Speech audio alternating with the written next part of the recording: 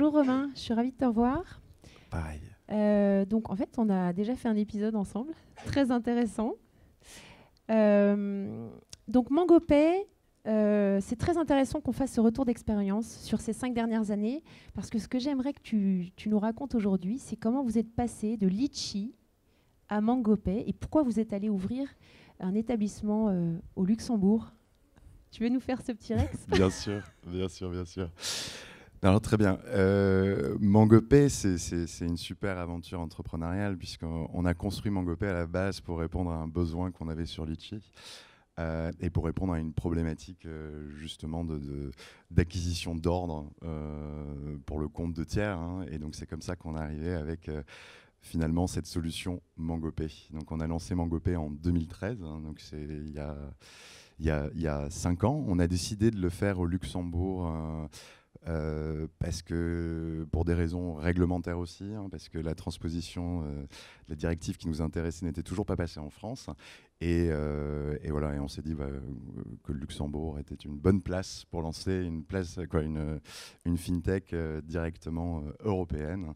Et donc voilà, c'est comme ça qu'on a lancé MangoPay en 2013. Et c'est du coup, si on, comme on peut voir sur les slides, si on se repositionne 5 ans en arrière, on avait du coup 2 ans hein, à peine. On était 30 personnes. On était justement en train de finaliser ce split des équipes avec Litchi.com. Et on avait déjà une bonne trend assez intéressante puisque sur l'année 2015, on a fait à peu près 200 millions de volume, hein, ce qui aujourd'hui est à peu près ce qu'on fait en une semaine. Mais C'est incroyable, c'est 15 transactions par minute? Non, qu'est-ce que tu seconde. disais? Seconde. Seconde. Ouais. Incroyable, fantastique. Alors dans les clients qu'on peut citer, qui sont complètement officiels, hein, vous avez Malte, rue du Commerce, et récemment vous avez eu Le Bon Coin. Donc Malte, rue du Commerce, j'ajouterais aussi quand même Vinted, Rakuten, La Redoute, Chrono 24, qui sont aussi des très belles références. Et donc oui, on continue notre expansion. Donc aujourd'hui, MangoPay, c'est 180 personnes. Hein. On a fait x30 hein, sur nos volumes hein, depuis ces 5 ans. On a énormément consolidé les équipes ces 2 dernières années, là, puisque à la fin 2018, on n'était que 60. Aujourd'hui, on est 180. On a recruté un petit peu plus de 60 personnes hein, depuis le début du Covid, en mars. Et donc voilà, on continue notre expansion à l'international. On a un petit peu plus de 7 bureaux aujourd'hui. On en a un petit 8e qui est en train de s'ouvrir à Milan, mais on a présence en local. Du coup, Vous êtes présent sur quel pays? Tu peux nous rappeler? Bien sûr.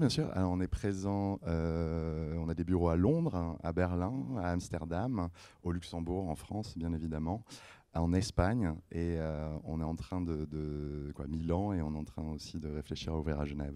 Donc l'objectif de ces présences locales dans ces pays-là, c'est vraiment d'aller développer au niveau commercial. Hein. Exactement. C'est toujours plus simple d'aller chercher des grandes plateformes quand on parle la langue et qu'on a la même culture que nos clients.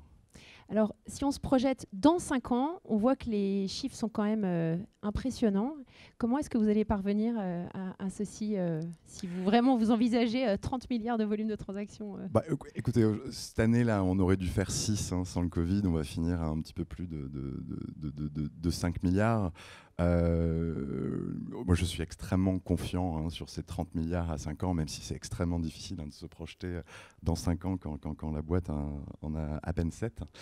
Mais voilà, donc dans 5 ans, moi ce que j'aimerais hein, de MangoPay, et on arrivera à ce volume si finalement on a réussi, et je suis convaincu qu'on va y arriver, à adresser finalement tous les plans de l'économie aujourd'hui qui ne sont pas digitalisés. C'est-à-dire qu'il reste dans le potentiel plateforme, hein, dans sa grande échelle, des plans entiers de l'économie qui n'ont pas encore fait leur move sur le digital. Je pense par exemple au supply chain, dans le B2B, que ce soit de la location d'engins de chantier à tout autre secteur B2B. Donc là, il y a des centaines de milliards à aller chercher.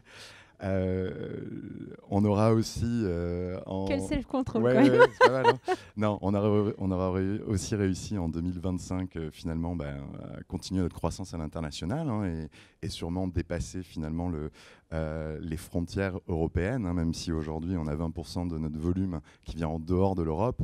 Localement, on n'est pas présent aux États-Unis ni en Asie.